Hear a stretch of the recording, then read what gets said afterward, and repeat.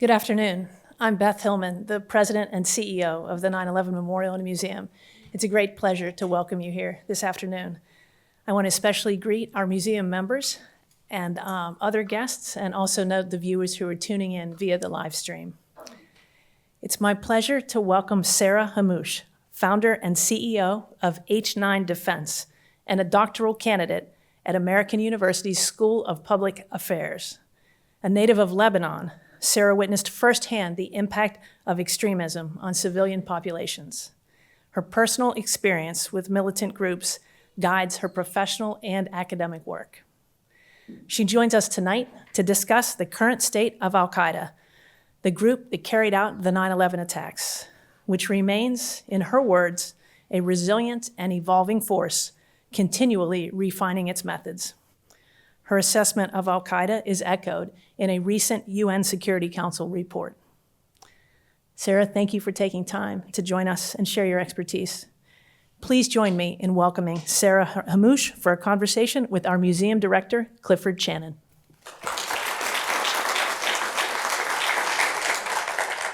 Thank you, Beth, and welcome everybody. Sarah, thank you for coming. Thank you for having me with us tonight.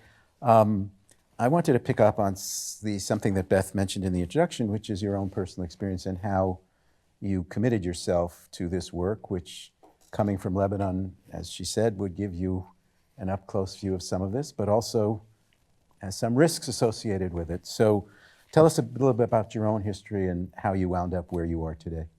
Thank you for this warm introduction, and it's truly an honor to be here today. So growing up in the Middle East, I grew up in a very different world, very different experiences.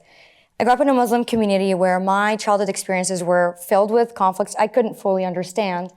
And unlike many who learned about 9/11 from textbooks or news, my understanding was only shaped by the aftermath. So it was when I was 15 that I was chosen for the Kennedy Lugar Youth Exchange and Study Program. And for those of you who know, this scholarship was established only because of 9/11, to bridge between Muslim children and those here in the United States. It was that mission to bridge between those two different worldviews that changed my life. Coming here, I fell in love with the United States for everything it stands for. I've lived here, I've studied here, it's become my home. And 15 years later, today, I work with that exact same government, with the United States, against forces like Al-Qaeda, the very architects of 9/11. So growing up, witnessing all of that firsthand, and then being able to come here and witness a different world, different worldview, a different freedoms, made me want to pursue the path that I ended up pursuing. Is terrorism and counterterrorism became my goal, my passion, and something I wanted to work to ensure, to prevent it, to stop it. So I work nonstop today to identify, prevent, and mitigate these threats, because I believe as we watch and we focus on events in Ukraine and Israel, groups like Al-Qaeda aren't sitting around. They're watching, they're learning. They're learning how we handle things in these pockets, even in Yemen. And I strongly believe, and research shows, that threat is getting smarter and swifter. And I can think of no better place to be where all of these issues be strongest to discuss these today. So there's a bit of a dichotomy, because while you say they're growing, they're active, they are planning, it's also true that they have not been able to recreate a 9/11 level attack. Yep. There have been lone wolf attacks inspired by whether it's Al-Qaeda or ISIS, and we'll talk about the differences among all these groups. But we have been, at the largest scale, safer since 9/11 because of the many things that have happened.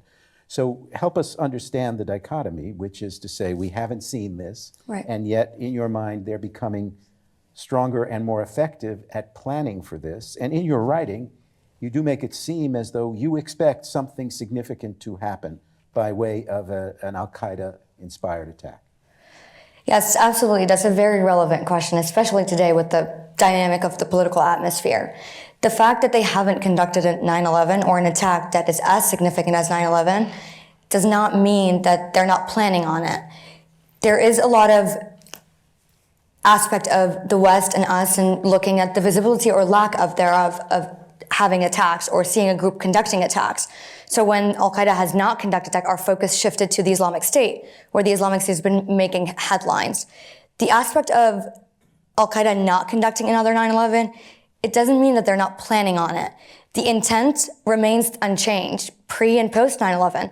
Al-Qaeda on every anniversary of 9/11 takes today to commemorate its own fighters, its own, the terrorists who did the hijackings. And they reiterate every year their continued intent to target the United States. And some experts and many have thought, oh, but they don't have the capabilities or they don't have the intent. The intent never changed, and it will continue to persist to conduct attacks against the U.S. and its allies. But it's never been an aspect of if, it's going to be when. And for Al-Qaeda, Al-Qaeda plays the long game. It waits for the right time to strike. And if we want to discuss the capabilities exist much more than they did before 9/11. Al-Qaeda conducted 9/11 with $500,000 and between 50 to 75 members. Today, Al-Qaeda has branches all over the world. One of its branches in Somalia makes $100 million a year, Al-Shabaab. So if we want to discuss the intent and the capabilities, they're both there. So why hasn't Al-Qaeda conducted 9/11? Because Al-Qaeda is playing the long game. It's strategic. It conducts geopolitical analyses, and it waits for the right time where we are distracted as a country, where we are divided as a country, and it will strike. Its patience is its strength. It's not the numbers. It's not the quantities. And history has shown that's not what they rely on. So I just want to follow your point because you quote FBI Director Wray, his concern about the risk of an Al-Qaeda attack. We're very concerned about Al-Qaeda and ISIS's ability to inspire attacks even from over there. Likewise, former chairman of the Joint Chiefs, General Milley, Al-Qaeda is at war with the United States still and never has not been at war with us. And so there is an awareness, but there's a lot going on in the world, and the United States has its attention pulled in a lot of different directions. You say that they're paying very close attention to us. You quote Osama bin Laden from his papers talking about the importance of patience, as you emphasized, but also the importance of learning your enemy. We are his enemy. We're his enemy. What do they see as our weak points, and how do they feel those weak points can be exploited by them? Yeah, that's a great question. And Al-Qaeda has no problem in stating what it sees the U.S. as weak or its strength. Al-Qaeda has published a book on one of the anniversary of 9/11, the 21st anniversary. And that book is called Between Truth and Uncertainty, the 9/11 Operations. In its mind, Al-Qaeda had a goal publishing this book. It wanted to correct the misconceptions that the West, its adversaries, have made about the group. For example? For example, in their minds, the West made an assessment that because of a plane that fell off on a shore, by mistake it was a malfunction of the engine, that was what inspired the group to conduct a similar attack. The group corrects that notion and says it's not that. Actually, it was during the Soviet times back in the 1980s, or around the 1990s even, where the group would be recruiting foreign fighters. People from all different worlds, different regions would come and meet with and sit around at night. They would be discussing what they plan to do, what are the thoughts. And there was one Egyptian person who was a foreign fighter, and he was a pilot.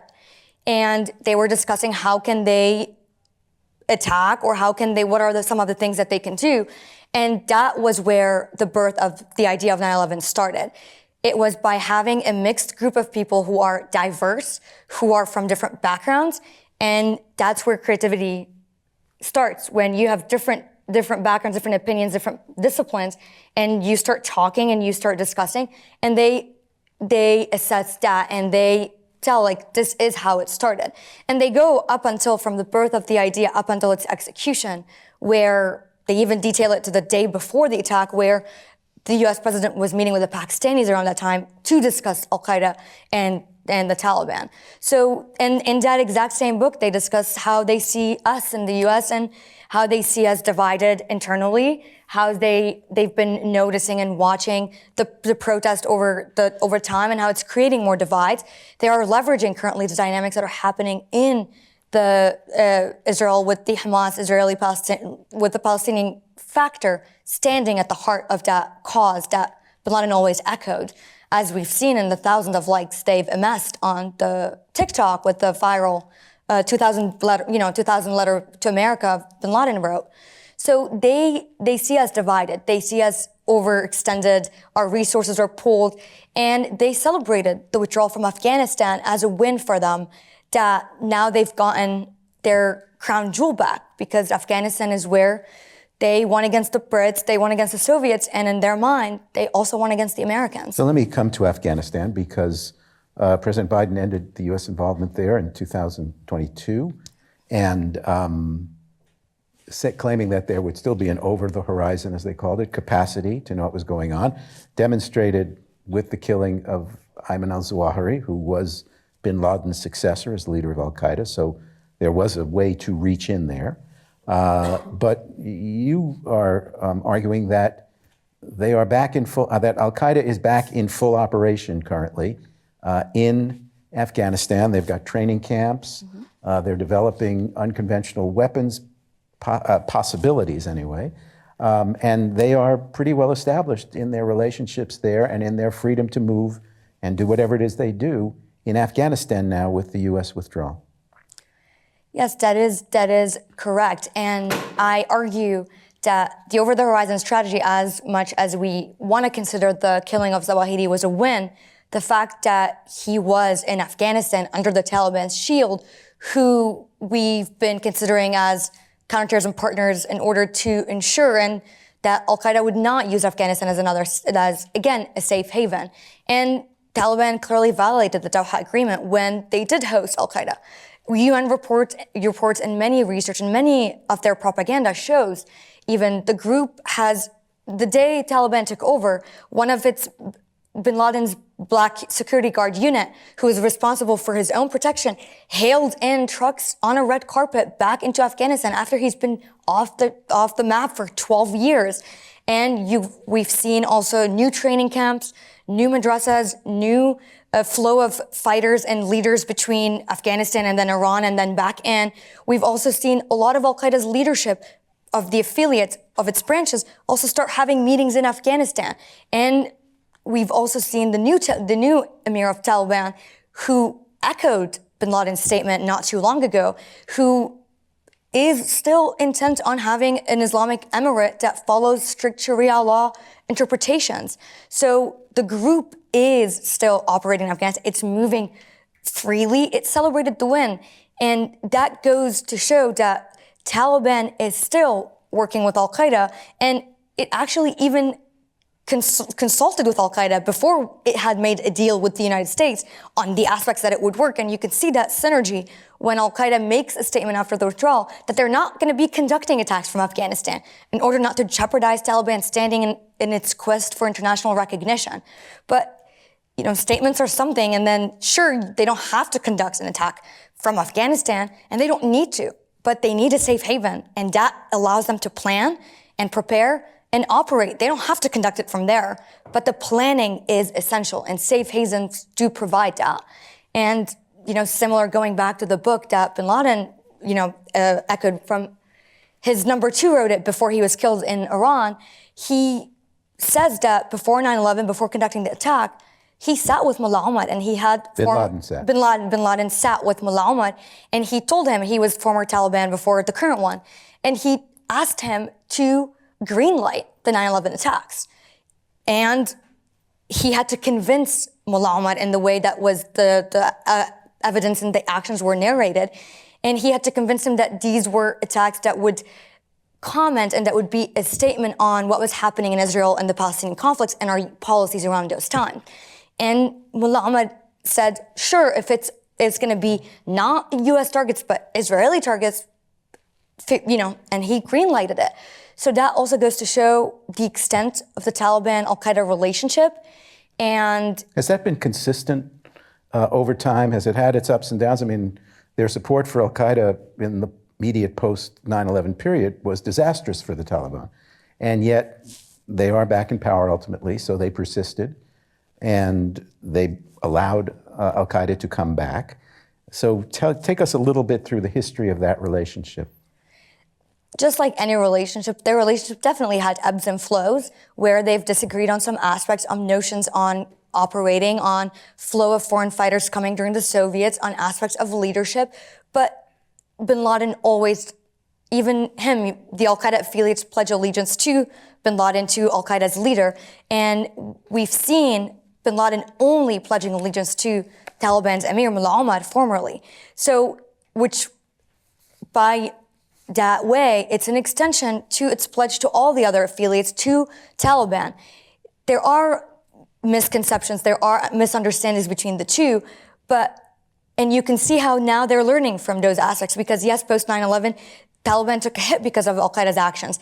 And now you can see where they took over, and you see Al-Qaeda's statements saying that we'll not conduct attacks against, from Afghanistan. We will not be, and even the fact that they have not announced their actual leader, which tells you that they did not want to recognize the fact that Zawahiri was in Afghanistan when he was killed, and the fact that he was under Taliban's shield, and they didn't announce the leader because they don't want to jeopardize that element. So you see how their ebbs and flows in the past have led to lessons learned, and you see them now converging on so many aspects. And in that sense, they still have not announced a leader. It's been, 2 years since we've killed Zawahiri. They've been quiet, relevantly as in like the visibility of attacks or the visibility of more operations or planning from there. And that goes to show you that they are, hand in hand with Taliban's approach and its strategy of pausing and, silence and quiet from there because Taliban wants recognition. So let's talk a little bit about, you mentioned before, the flow of people from Iran. Now, again, in principle, Al-Qaeda as a Sunni organization would not have been favorably disposed. The offshoot of Al-Qaeda, ISIS, Islamic State, went out of its way to attack Shiites. But come back to Al-Qaeda. Two of its leaders, you say, are under house arrest in Iran, although what house arrest actually means is something we should ask about. But let's talk about that relationship as it stands currently, Al-Qaeda and Iran. I think that's a great question, especially right now as we've seen a display of Iranian proxies' actions on the world stage. The Al-Qaeda-Iran relationship is puzzling to many because of the Iran Shia majority and then a Sunni militant group. But make no mistake, the two have cooperated in the past, and what started as ad hoc alignments and strategic alignments and tactical cooperation with exchanging military know-how is turning into a robust strategic partnership, and it fueled in the past so many high-profile attacks. Example, the 1998 U.S. embassy bombings in Kenya and Tanzania. Same for the 2000 USS bombing in Yemen. Those were supported, backed, and financed by Iran. And we've seen also Hezbollah with Hamas's leadership and bin Laden all meeting in Sudan in the 1990s. And the element who coordinated those meetings has been Saif al-Adil, who is the current Al-Qaeda de facto leader.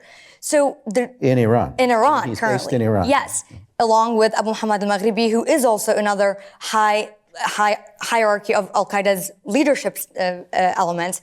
And then also you see Mustafa Hamid, who is Saif al-Adil's father-in-law, who's also been very close to bin Laden and his circles. And his father-in-law was the main liaison between Al-Qaeda and Iran in the past during bin Laden's times. And he was released from Iran after negotiations, and he chose to stay.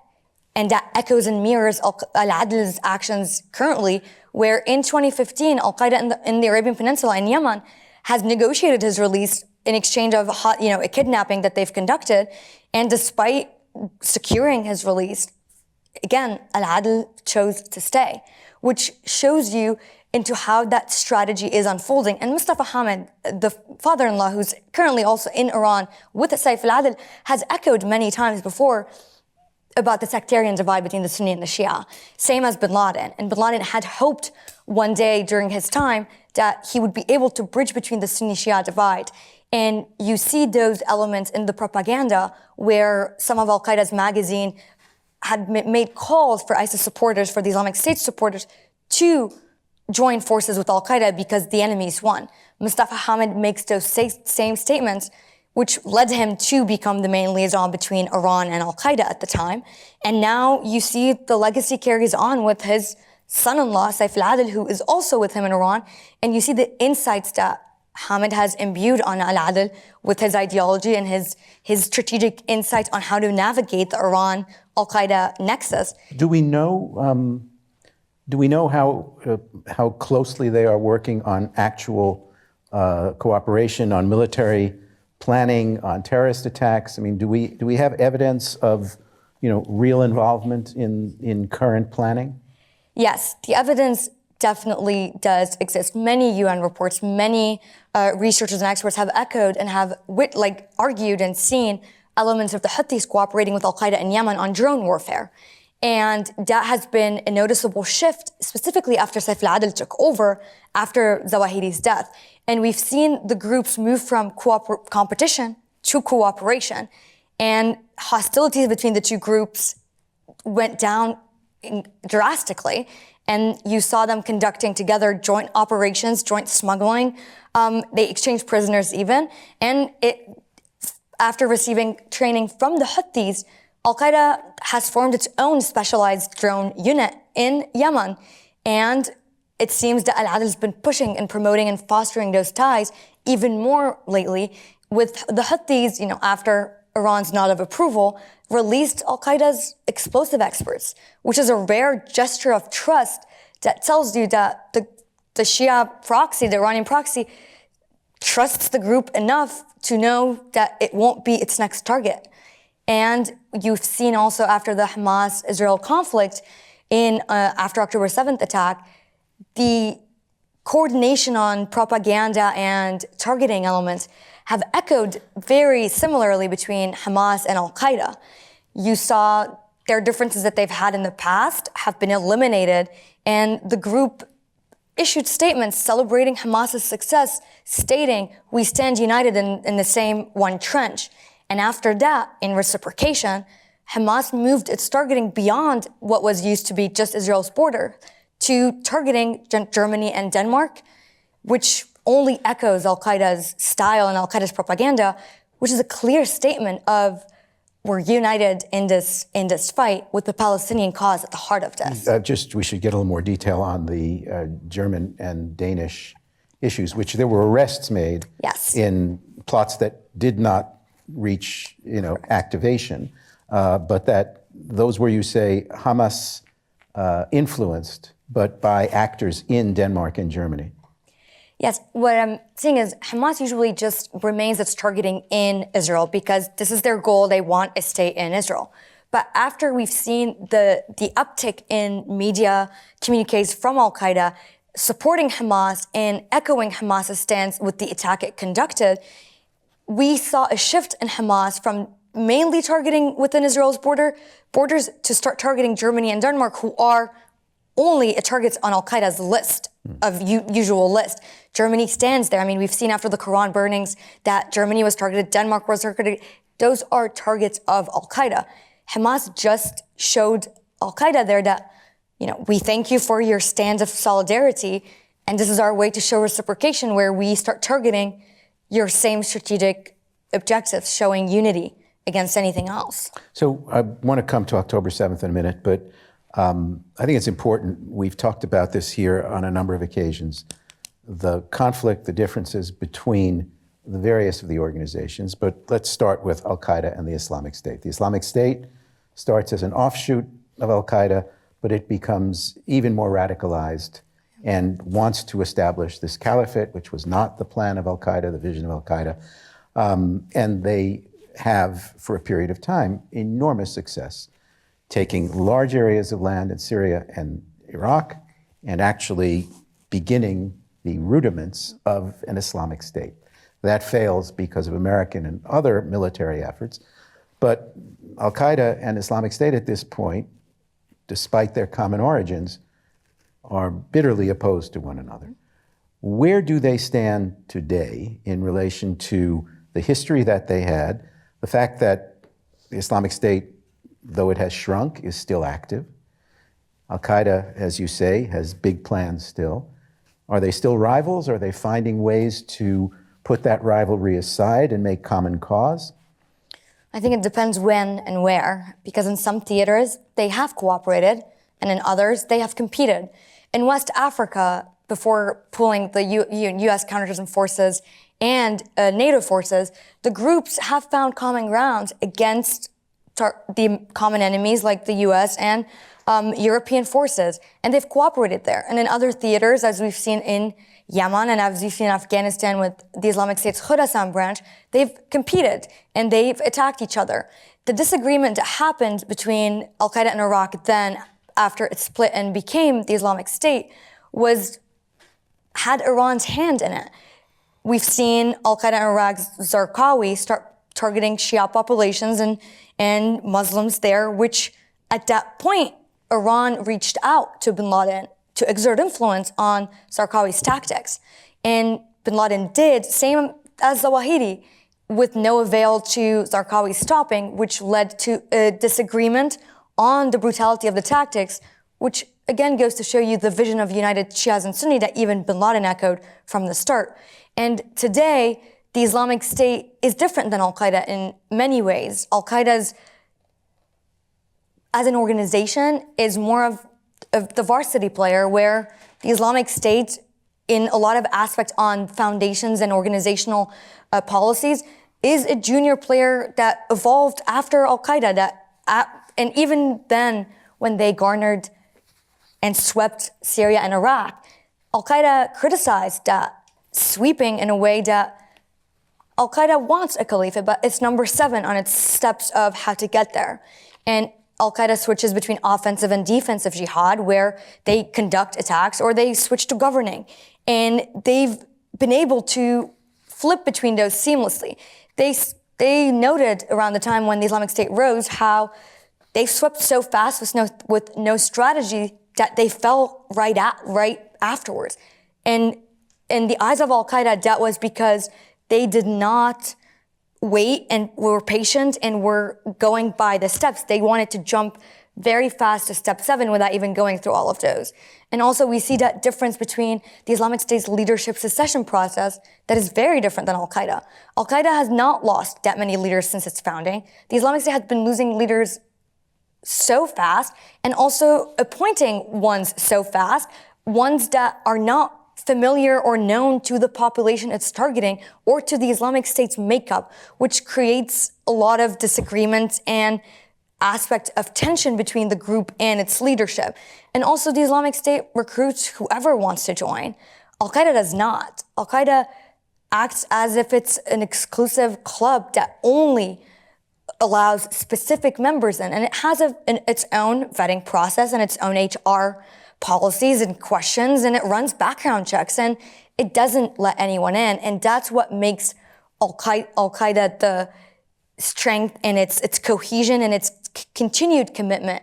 It's those factors where the Islamic State does not necessarily share those elements. So you talk about, in fact, the Al-Qaeda affiliates as being much larger under the banner of Al-Qaeda, but operating essentially under the grand strategy, but having their own autonomy to make their decisions and operate in that spirit. And this includes half a dozen groups, including the very large Al-Shabaab in the Somali region, which poses repeatedly a terrorist threat, particularly to Kenya. There are repeated terrorist attacks in the neighboring state of Kenya. What are those relationships like? And is the greater threat actually from the affiliate groups? I say the greater threat of international terrorism from the affiliate groups or from Al-Qaeda, or is that really not a distinction that makes any real difference here? It's not a distinction that makes a difference. The groups work under an overarching plan that Al-Qaeda's general command establishes. And Al-Qaeda after 9/11 decentralized, moved from that centralized one group to a group that has affiliates all over the world, to allowing leaders who know the locale of these regions of Yemen, of Somalia, to lead the groups, same as Al-Qaeda in the Islamic Maghreb, where we've seen a leader who's also not an Arab leader, which is different usually for Al-Qaeda. And we've seen them operate receiving higher commands from Al-Qaeda, but Al-Qaeda allows them autonomy to operate and conduct these plans and execute based on what they see fit in those locales. So to focus on one group or another is to risk focusing on who and what group, where they all share the intent to attack the United States. So you lose the big picture if you yes. yeah. The big picture is they're all part of Al-Qaeda and they all share Al-Qaeda's vision and mission to conduct attacks against the U.S. And they're all in different theaters in order for us to have diverted our resources and extended our presence and our attention. And it doesn't matter where I think the attack would come from. Our responsibilities just as a community and as a whole is to continue to be vigilant on the emerging threat and being able to anticipate and predict the attacks, not from where it's coming, just the attack itself, instead of focusing on locations of these groups where we can focus so much on that and then miss the bigger picture. So let's turn to October 7th, because you have written about this on your own and with colleagues. And I'd say essentially your point in relation to Al-Qaeda and these kind of terrorist organizations is that they took the October 7th attack as a victory, that they have used it to mobilize around that victory, and that this is, I think in your view, reducing the differences among them because they see something that they can identify with and that each could turn to its own purposes to aid recruitment, to motivate its troops, to perhaps develop other plans to take part in something like this. Is that a fair characterization? And you know, it's already, my gosh, it's 7 months since the attack of October 7th. What's been the trajectory of the response of the terrorist organizations? We'll talk about Hamas in this context as well. But first, Al-Qaeda, Islamic State, and any of the others, which, as you said before, whether it's the Houthis in Yemen, whether it's coming from Syria or Lebanon, there are Iran-affiliated groups that are joining the fight to a limited degree. But put the big picture together for us in relation to the terror threat. Of course, October 7th have changed the landscape. It reshaped the Middle East. It put so many more Iranian proxies backed by their patrons on the global stage. And it also shifted the terrorism landscape because of the Palestinian cause that stands to unite these groups all together.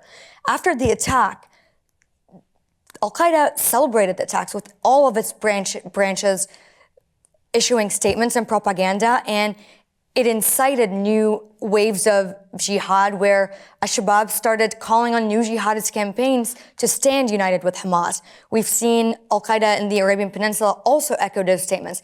We've seen solidarity among all of the branches, and we've seen also Al-Shabaab started using the Hamas, the Israel conflict, those attacks specifically to incite attacks against Western targets and Israeli communities. So we saw them conduct a concerted effort where they clearly showed that they stand united with Hamas because of the October 7th attack and because of the Palestinians. And they've hailed the Hamas's ability to penetrate Israeli security, Western vulnerabilities, the aspects of it being an intelligence failure.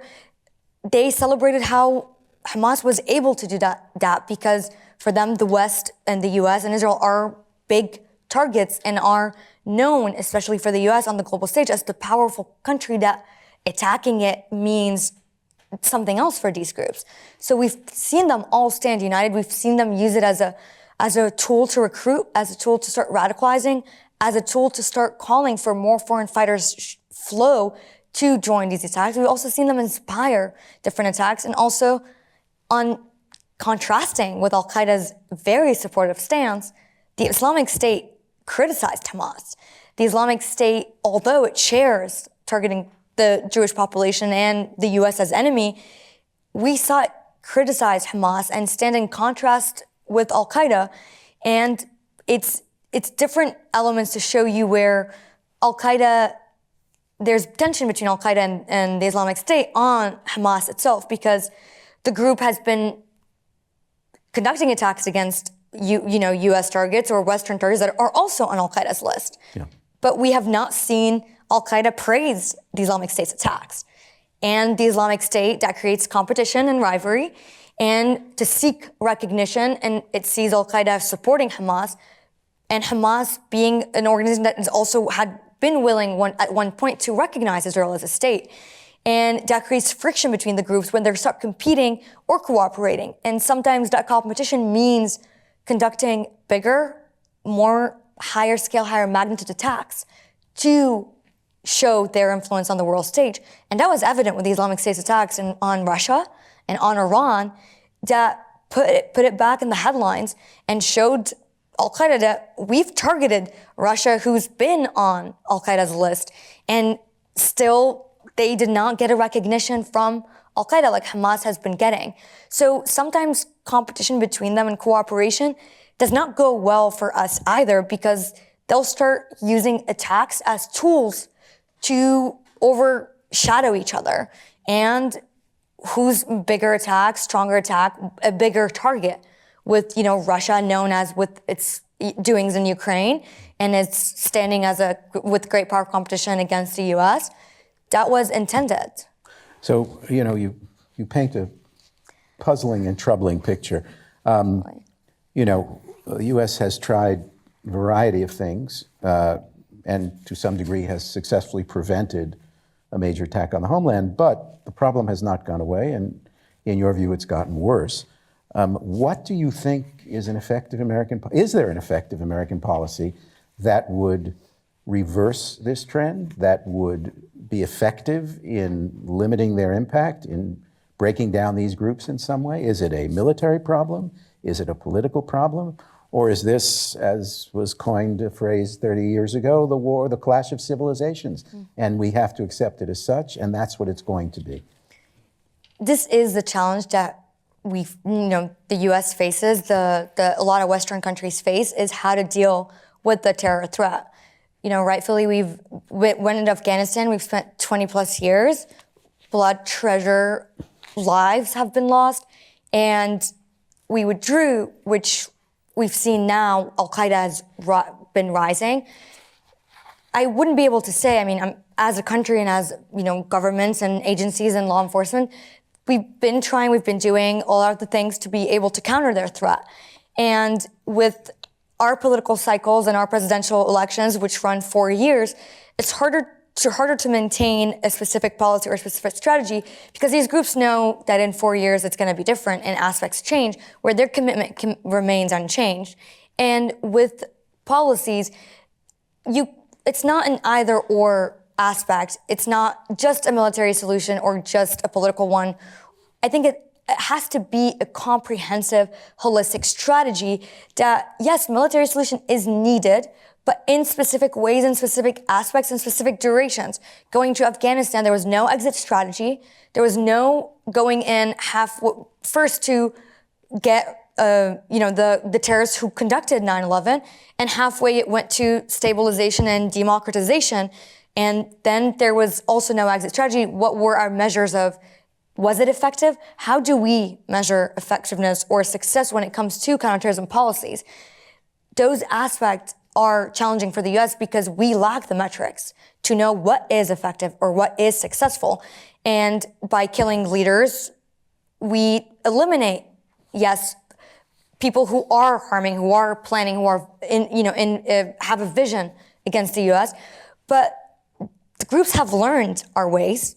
They stopped announcing leaders because they are worried about a strike against another leader.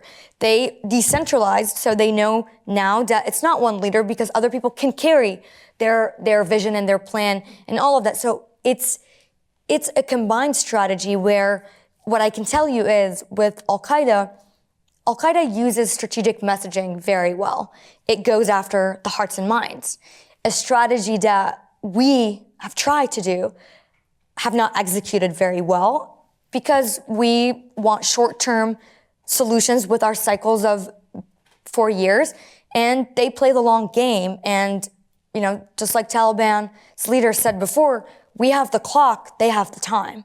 And it is indeed hinders our ability to respond to these groups in this way, and where Al-Qaeda seeks the hearts and minds, and it's a recruitment pool. If you have a group that doesn't have a way to recruit, then the group falls, because you need a population to have a state. You need a following. And when Al-Qaeda is able to continue to recruit, it's to no avail anything we do, because we need a strategy that cuts from their targeting pool, that cuts their recruitment. So we need a better hearts and minds strategy, and an idea is really hard to kill. As much as we've tried and as much as we want to, it's hard to eradicate terrorism. And a military solution is only a Band-Aid, because it's going to continue to generate, it's going to continue to evolve, and it's not the only solution. Yeah, I wish the history of hearts and minds strategy in this country was better than it is. But let's see if we can open up the floor to some questions from our audience. So we have folks with microphones on either side. So the lights come up.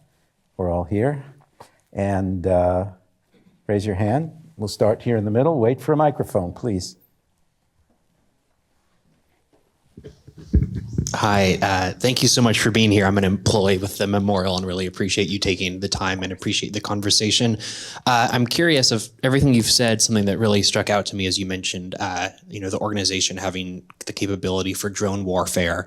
And if you don't mind, I was curious if you could kind of a two-pronged question. One, expand on just what are the current, to the degree that you're able, the technological kind of capabilities, capacity of Al-Qaeda. And also, although to my understanding, very much hasn't been their mode of operating in the past, is there any threat of cyber terrorism or cyber warfare from those groups or affiliate groups? Thank you.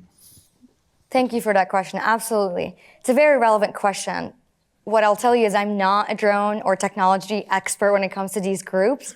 You're able to see that they continue to innovate, that the aspect of it doesn't matter which weapon, what way, is they're going to continue to remain a threat to the U.S. and use whatever is at their ability to conduct an attack. Whether it's using drones or cyber or different ways, it's going to be another weapon. What weapon of choice they use, the reach have changed, technology has evolved, everything is changing in those aspects. But where I think the focus should be when it comes to us monitoring these threats and these emerging threats is knowing and realizing that it doesn't matter what weapon of choice.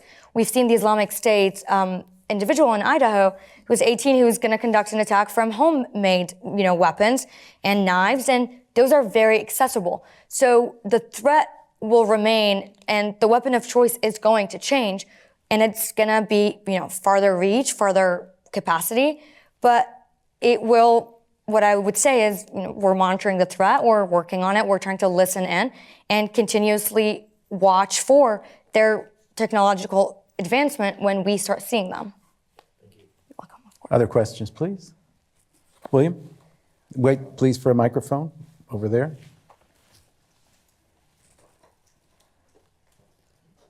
There, well, right there. Thank you for your presentation. I'd like to ask, has the ideology evolved and changed from, let's say, 9/11 or prior? And is it uniform across all of these groups? Thank you, but with ideology, what do you exactly mean? Well, the ideology of the United States supporting corrupt rulers and Israel and some of the things that they claim that the United States has done over the years. And going back to even the 1920s, when this Islamist extremism first emerged. So if their ideology has shifted from those times up until today? How has it evolved? Yeah. So the strategic goals, the objectives, the methods these groups go by remains the same. They continue to use U.S. actions or U.S. policies or U.S. interference in the Middle East or any of our actions against the U.S. in that way. That's never have changed. Quite the opposite. It has escalated. Even as we've seen with the political atmosphere changing, the group also adapts. The group conducts geopolitical analyses. I mean, bin Laden's diary, which I've read, follows the Arab Spring in details when it was happening, because for these groups, watching the geopolitical analyses and atmosphere is how they learn about what we're doing, what is that will work for them, what can we leverage, what can they use against us, and then based on that, they strategize. So that way, that method and that tactic remains the same and only adapts to our own environment and our own policies. Up front here. Good evening. I'm thinking about social media as an element to this. I want to get a comment from you on whether or not Al-Qaeda specifically uses any sort of platform or social media sites or what have you. I'm not being articulate. I'm sorry, but I'm thinking about it because when 9/11 happened, there was no social media in the world, and there wasn't interconnectedness and rapid communication flow between ideologists or believers or folks in any kind of cause. But now there is, and I'm wondering if that's an effective tool or potential Achilles heel of theirs if they're using any sort of social media platform, to your knowledge. That's a great question, and it is very relevant considering how social media has been very effective lately, as we've seen with the TikTok and as we've seen with other platforms. Al-Qaeda does use a lot of social media, and they use it as a strategic, effective tool for recruitment, for radicalization, for inspiring lone wolf attacks. They use, for their propaganda, Telegram, Instagram, Discord, Facebook, just like any of us use social media every day. And they use it as a way to do the messaging, do the capitalization on US policies, to echo different aspects in order to leverage it as a tool. They've been publishing more than I've published in the past year. And it's all on social media. And it's all with statements and propaganda and news outlets. They use websites just like all of us do. And that is an effective tool, just like we've seen with so many groups using social media, because it can be anybody's son who's sitting and has internet access and has access to their propaganda and can be inspired and radicalized because it's all out there. So every group has been using it as a very effective tool to radicalize and inspire attacks. And now you don't even need to travel like you did before 9/11. Now the groups we've seen with the 2019 Pensacola attack, that the individual who conducted the attack was in contact with Al-Qaeda via messaging, via social media, but didn't have to travel there. And we're starting to see more attacks being inspired because of social media. Take time for one more, if we have. Right there, please. Yes, excellent presentation. Thank you. I'm curious, looking back at, for example, the Second World War, one of the strategies of the United States at that time was to disrupt communications, either by destroying communications depots or by intercepting and scrambling and changing communication, that sort of thing. With the advent of the internet, obviously the communication is kind of furthering that point, is very easily obtained amongst these groups and within the group. It was very marked to see the Taliban, after the pullout of the United States, which obviously was spun, or maybe correctly so, as a victory, the Taliban regrouped and took control in a matter of days. Mm-hmm. And it was very surprising. The news outlets were all very surprised as they were delivering the information to us, and we were all very surprised to receive it. But clearly, they came together and were obviously in very constant communication during that entire time. I'm just wondering if we have the capabilities as we had back in the 1940s to be able to at least monitor that which is going back and forth through the internet and other means. No, absolutely. Yes, we're definitely monitoring that. I'm sure intelligence agencies, law enforcement are tracking that threat, are looking at the online space and the online radicalization and the internet. So we are monitoring that. The capabilities, that really depends on how we define capabilities. We are very diverted. The threat landscape today looks very different than how it looked in the 1940s, where we're not just handling one threat like we did then. Right now, you have Russia, you have China, you have Iran and Iran's proxies, you have also Al-Qaeda, the Islamic State, and our domestic issues inside.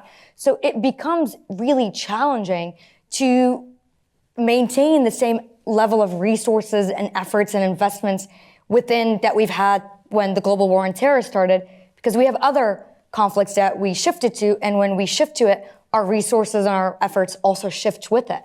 But we are tracking and monitoring. Intelligence agencies are doing the same. Security law enforcement are doing the same, because they realize the impact of the online radicalization space And resources are still focused, they still exist on those aspects because they realize, just like, Director Christopher Wray echoed also last week, that the threat continues and their efforts in joint with a lot of other law enforcement agencies and international partners continues as well. Well, I think it's very clear that there's a lot going on in the world and we're not necessarily paying attention the way we should all the time. But I guess that means we'll have more programs here on this subject in the museum.